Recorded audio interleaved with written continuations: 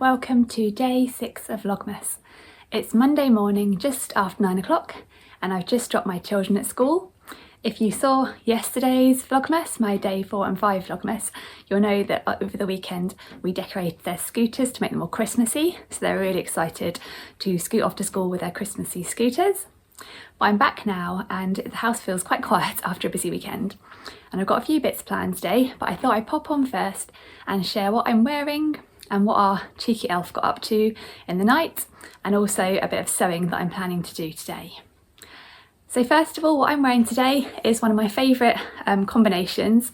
It is a Tilly in the Buttons Freya top and a Tilly in the Buttons Cleo dungaree dress. So the Freya top, first of all, is from this book here, from Tilly in the Buttons Stretch Book, and it's one of my favourite tops. It's a jersey top with this sort of mock turtleneck neckline and quite a close fit.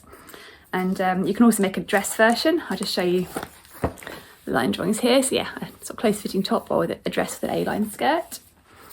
And I always make the size 2. I find that fits me well. It's my bust measurement and my waist measurement, and my hips are slightly bigger, but it's stretchy, so it's absolutely fine. I don't need to grade out. But this version I made, I got this fabric quite a long time ago actually, and it's a really pretty cotton jersey, and it's got a sort of subtle grey and white stripe on, which might be quite hard to see on the camera, and then all these roses in a pale pink. It's not usually a colour I go for, the pale pink, but this fabric just grabbed me. I really like it, and it came from Lily and Mimi Fabric Shop, and I'll link them down below. They have a really lovely selection of jersey fabrics, really nice quality. So that's my Freya top, and then the Cleo dungaree dress is this pattern here. It's another Tilly in the Buttons pattern. It's one of her patterns for beginners, and I think it's the first Tilly in the Buttons pattern I ever made actually. But it's a really nice sort of simple dungaree dress. I'll show you the line drawing so you can see you can make a mini skirt version or a slightly longer below the knee version with a little slit at the front. And then it's got patch pockets you can add on, and it's just quite a straight fit dungaree dress. And I finished mine with buckles, and I made mine in this navy blue needle cord fabric. It's quite a fine needle cord fabric, so it doesn't hold the structure of the Cleo very well, but it's really comfy to wear. I think in terms of sizing, I might have made the size 2 on this version again, which is my waist, but the hips are 35 inches and I'm 36 inches. But I went on to make another version more recently where I just widened the hips slightly. I think because this fabric's so fine and lightweight, it's fine and doesn't really feel too tight on the hips. But I made my second version in a more chunky corduroy, and I thought that might be a bit stiff around the hips, so I graded out on that version. But I'll put a picture up of my outfit so you can see how it looks. I really like this combination of the Freya top and the Cleo dress. It's really comfy, and I think it looks really nice too. And I've got loads of Freya, so I can wear this dungaree dress with a different Freya every day of the week really. But that's what I'm wearing today. And now I thought I'd tell you what the elf was up to in the night. So Elf decided to set up a little race course in our living room, and I'll put up a picture so you can see.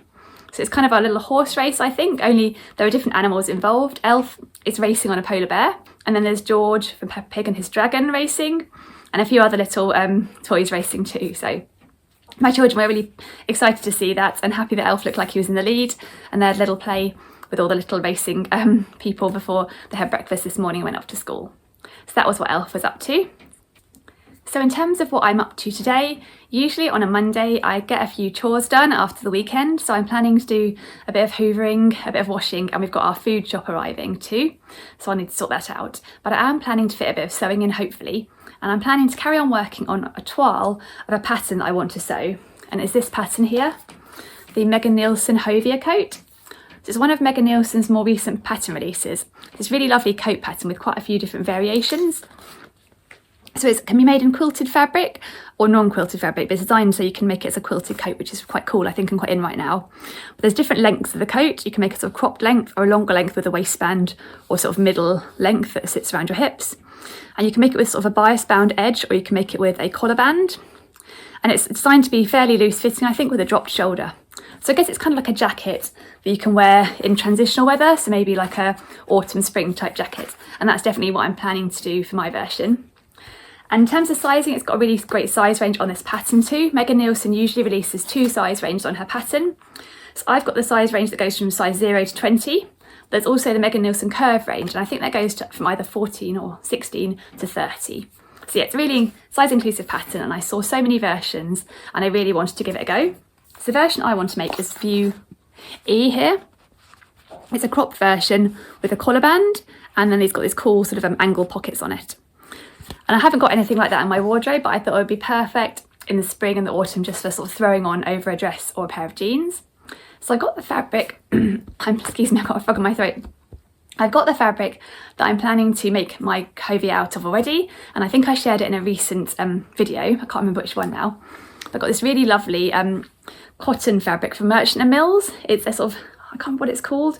It's a sort of cotton, but it's got sort of, it looks like it's quilted, but it's not actually quilted, it's just got built up with layers of sort of cotton fibres. So it's really snuggly and thick. And I've seen a couple of people make Hovia jackets out of this type of fabric, and they look really great. So I'm really looking forward to using it. And actually, this model on the pattern, who's wearing the version I want to make, this is a another Merchant & Mills quilted fabric as well. It's a diamond print one, whereas I've got a square print one. But I think it looks really nice and perfect for that kind of in-between weather. So yeah, that's the fabric I'm planning on using. It's this kind of pinky sort of colour, sort of plaster pink. I think it's described as harvest pink. And then I bought some lining from Minerva.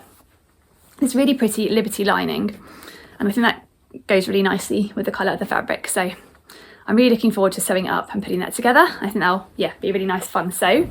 But because both those fabrics are quite expensive and I wanted to make a jacket that will last a long time, I wanted to make sure I made a toile first to check the sizing in case I need to make any adjustments. So I started making that toile last week. I'm just using some calico and some sort of poly cotton for the inside, as it's not one I'm planning to wear. It's just to check the fit. So far I've got to the point where I've made the lining and I've made the outer jacket and I put them together, but I still need to finish off by adding the collar band on. So I'm hoping to add the collar band on today, and then I'll try it on and see how it fits in terms of the arm length and the body length and anything else. So what I'm planning to do then is I'll sign off in a moment, and I will pop back on again once I've got my sewing machine out and I've finished getting the Hovia toile sorted, and then I can show you how it's looking and talk a little bit about if I think I need to change anything before I get started on my actual proper fabrics. So I'll leave you now and I'll see you a little bit later. Bye!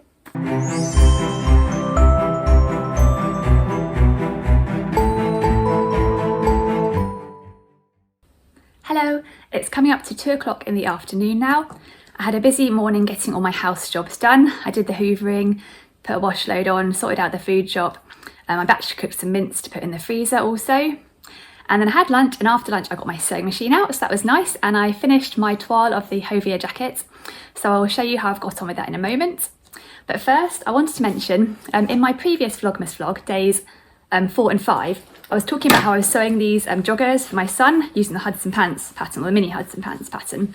And I finally finished them off last night and put in this cord that he wanted in the navy against this green. So I finished him 2 pairs. But I was talking in my yesterday's vlog about how he's 8 now, and I wasn't sure when he gets a bit bigger if he'll still want me to make his clothes. And it was really nice because quite a few people commented on my vlog and said they have older children in their 20s and 30s who are still asking for them to make handmade clothes. And it was quite an interesting variety of clothes that people have been making as well for their grown-up children. So I really appreciate all of you who said that and gave me a little bit of hope that maybe when my son is an adult even still, he'll be asking for handmade clothes, because I really love sewing for him. So fingers crossed. So thank you very much for commenting. But I'll pop those over here now and I'll show you how I got on with my Hovia jacket. So I really have enjoyed sewing this toile of the Hovia jacket, and I'm glad I have, because I think I'm going to make a few adjustments. But all in all, I found the instructions really good. What I really liked about the instructions actually is there's loads of detail in them. For example, in the instructions they give you 2 different ways of sewing the sleeve. Either you can sew it flat and then sew the sleeve seam afterwards, or you can sew the sleeve seam first and then attach it to the bodice as an inset sleeve in the round. And they said that the flat method is a bit quicker and more simple, but the inset method, testers found, gives less bulk under the arm, so they recommend that version if you want the top finish. So I thought that was really useful to know the 2 different methods and what the pros and cons are, and I liked how they included that so I can make my decision. And for my version, my toile version, I had to go at the inset seam, the inset sleeve insertion method, just to see if it worked okay, and I found it was okay, so I think I will go for that on my final coat, because it is quite bulky fabric and I do want to make sure there's as little bulk as possible under the arms. So that was really nice for these instructions, and I really enjoyed sewing it. So I put on the collar today. So I actually attached the collar and then top stitched around the collar on the top of the fabric. But the instructions say that you should either stitch in a ditch or hand sew on the inside, just so that the stitching doesn't show. And I think I will probably do the hand stitching on the inside for my final version. But for this version, I just top stitch on the outside because it didn't really matter about the finish. This version is just purely for fit. So yeah, here it is. And I've given it a try on and I've taken a couple of pictures. I actually changed into a pair of jeans to try it on because I wanted to see where it sat compared to my jeans, and I thought that would give me a good indication of whether I thought I needed to lengthen it or not. So I'll put a picture up of me wearing it with my jeans. I've got my jeans on over my tights there, so it was a bit of a squeeze and quite hot. But yeah, it was just for a couple of pictures. So there it is. I'll show you the front and also the back. And I definitely think from trying it on, I'll need to lengthen the sleeves a bit. And having had a look and comparing it to other jackets I have, I think I'm going to lengthen the sleeves 1.5 inches. And then it'll give me plenty to be able to turn it up because in the pattern here, the model sort of turns up and shows a bit of the lining fabric, and I thought that might be a nice option, so I definitely want to lengthen to give me plenty so it's not super short if I do want to turn it up. So I'm definitely going to lengthen the sleeves by 1.5 inches, but I was hoping to get an opinion from you guys on the length. So that's how the length looks as per the pattern. But what I did, because I wasn't sure if it might be a little bit too short, was I added on the bottom, I just got a little bit of my tracing paper that I used to trace out patterns, and I added it on the bottom just to get an extra bit of length added on and see what it would look like, because I thought it was really hard to judge without actually seeing it. So I kind of drew these lines of like 1 inch and 2 inches, and I tried it at 1.5 inches. Well, I tried it at 1 inch originally, and it didn't look like that much of a difference. So I thought I'd try extending it down by 1.5 inches, and I took a couple of pictures of how that looks. So I'll show you the front and then also the back of how the longer length looks. And I think that looks a bit better, particularly with jeans. When I tried it on with my pinafore, it didn't really make much difference, I didn't think, with the dress. But I think with jeans, it looks better a bit longer. But I'd really be grateful for your opinion on what you think. Do you think I should lengthen it by a full 1.5 inches like in the picture? Or do you think I should maybe go for somewhere in between? A sort of maybe, I don't know, maybe 3/4 inch or something? If you have any thoughts, I'd be very grateful for them, because before I cut into my proper fabric, I want to make sure I get it just right. I said it was quite expensive, and I do want to make something that I'm going to want to wear for quite a while. So thank you very much for your thoughts in advance on that one. But it was a really nice sew, and I'm really looking forward at some point to cutting into my proper fabric. It all came together really nicely, and the lining went in really nicely. And I do love these pockets. I guess if I lengthen it a bit, the pockets will be a bit deeper, which will be nice and probably a bit more practical too, potentially, because they are fairly sort of shallow at the moment without the lengthening. Oh, and I thought I'd share one other cool little detail for this pattern. And one of the things that they say in the pattern instructions you can do, which I think is quite fun, is have a play with the pockets and sort of add in extra stitching to sort of separate out the pockets into different compartments. So I had a go on my toile of adding a stitching line down here, and I thought this pocket size here would be just big enough to hold my phone in. So I thought that's quite fun. I don't know whether I'll do it on the final garment or not, I'll have a think. But I did like that idea. I thought it was quite clever because it's quite a shallow pocket, so it's nice to sort of make it so your phone will be a bit more secure in there, or maybe some keys in this smaller bit here. But yeah, I thought that was quite clever too. So that's my Hovia jacket, and I've really enjoyed sewing the toile of that one, and I'm looking forward to cutting into the real fabric. So now my plans are I'm going to pack up my sewing machine, do a bit of tidying in the house. I was thinking of popping out for a short bike ride or walk before I go and collect the children from school, but actually it's really rainy out there, it's not looking so appealing, so I might not do that. But I'll probably pop on a little bit later after I have gone and picked the children up from school, and I'll share with you the plans for the rest of the day. So I'll see you a bit later. Bye!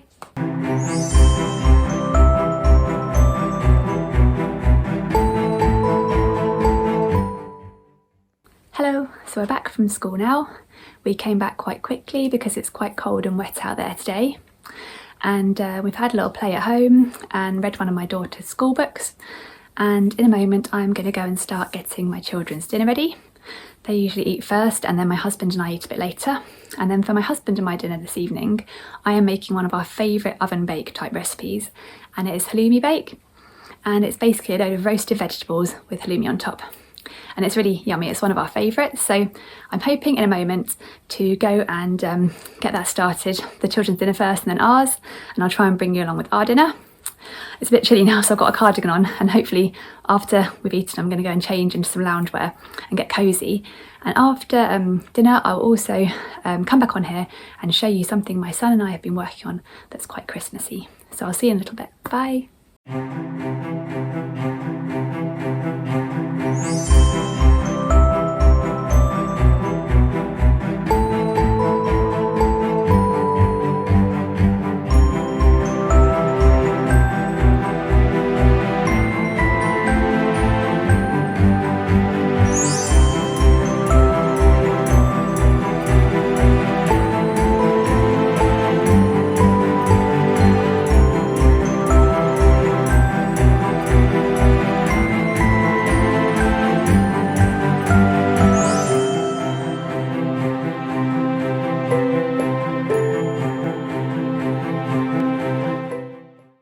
Hello, it's now after dinner and my husband is just settling my daughter down in her room. Usually how we do bedtimes is we read them a book together, and then my daughter goes to her room and she either has a little play or a little read of her own books, or leafing through them really. And my son comes downstairs, because he's that little bit older, he comes downstairs for a little bit of time with me and my husband before he then goes up to bed and has a read and goes to sleep. So over the last few nights we've started working on a jigsaw puzzle, a Christmas jigsaw puzzle with my son, and it's been really nice actually, because he's getting to the age now, he's 8, where he can really join in with it. He doesn't really need any hand holding, and it's a real team effort starting this puzzle. So I thought I'd turn the camera around and show you the puzzle, what we're making and how we're getting on with it. So I'll turn the camera around now. So this is the puzzle that we're working on. It is called I Love Christmas and it's by Mike Jupp. And I do like Mike Jupp puzzles because they're always full of interesting details. There's lots going on, which makes it sort of interesting and entertaining for my son. And it means it's kind of easy to find where pieces go because they're quite distinctive. And also there's not too much sky. But I'll pan around now to how we're getting on with it. Here's the puzzle we're working on. So we've done all the edge and we're now working our way on the middle. So I'll maybe keep you updated with progress a bit later in Vlogmas as to how we're getting on. But I'll turn the camera back around now. So I think I'll finish today's video here. So thank you very much for watching my day 6 of Vlogmas. What I'm planning to do for tomorrow is to combine days 6, 7 and 8 into one video, because I'm out tomorrow evening and I'm not sure I have time before I go out to upload a vlog for day 7. So my next vlog will be out on day 8, which is Wednesday, and I'll upload it on Wednesday evening, all being well. So thank you so much for joining me for another day of Vlogmas. I'm really enjoying filming these vlogs actually. It's really lovely to have you along on my life in December. So thanks again for watching, and I will see you again on Wednesday. Bye!